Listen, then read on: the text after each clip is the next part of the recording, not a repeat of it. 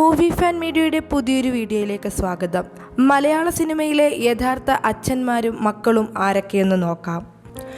നടൻ ദേവദാസ്, അച്ഛൻ രാമു, അതിശയൻ, ആനന്ദഭൈരവി മുതലായ ചിത്രങ്ങളിൽ ബാലതാരമായി വന്ന നടനാണ് ദേവദാസ്. കളിക്കൂട്ടുകാർ എന്ന ചിത്രത്തിൽ നടനായും ദേവദാസ് അഭിനയിച്ചു.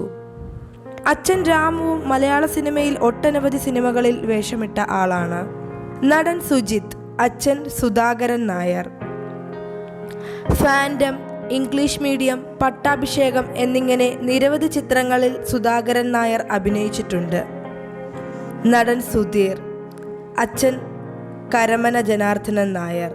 പണ്ടുകാലത്തെ സിനിമകളിലെല്ലാം തന്നെ വേഷം ചെയ്ത മികച്ച നടനാണ് കരമന ജനാർദ്ദനൻ നായർ. കമ്മീഷണർ, ഭാര്യ, സ്ഫടികം തുടങ്ങി നിരവധി ചിത്രങ്ങളിൽ ജനാർദ്ദനൻ നായർ അഭിനയിച്ചിട്ടുണ്ട്. നടൻ സലീം കുമാർ, മകൻ ചന്തു കുമാർ.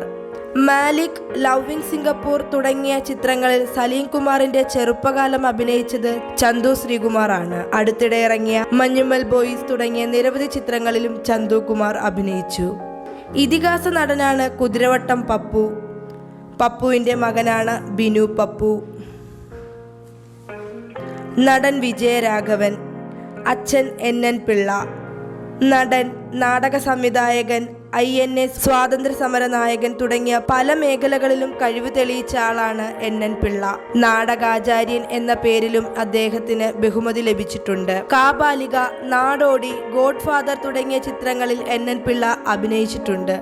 ഗോഡ് ഫാദർ എന്ന ചിത്രത്തിലെ അഞ്ഞൂറാൻ എന്ന ഒറ്റ കഥാപാത്രം മതി NN പിള്ളയെ എല്ലാവരും തിരിച്ചറിയാൻ. കാബാലിക എന്ന ചിത്രത്തിലൂടെയാണ് വിജയരാഘവൻ അഭിനയ രംഗത്തേക്ക് കടന്നു വരുന്നത്. ന്യൂഡൽഹി എന്ന ഒറ്റ ചലച്ചിത്രത്തിലൂടെ മലയാള സിനിമാ രംഗത്ത് തിരക്കുള്ള ഒരു നടനായി വിജയരാഘവൻ മാറുകയായിരുന്നു.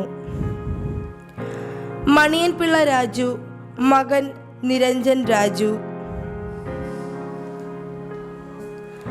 ഭരത് ഗോപി, മകൻ മുരളി ഗോപി. ഇന്ത്യൻ സിനിമയുടെ ചരിത്രത്തിൽ തന്നെ മികച്ച നായകനായി കാണുന്ന ഒരു വ്യക്തിയാണ് ഭരത് ഗോപി. ബാലൻ K നായർ, മകൻ മേഘനാഥൻ.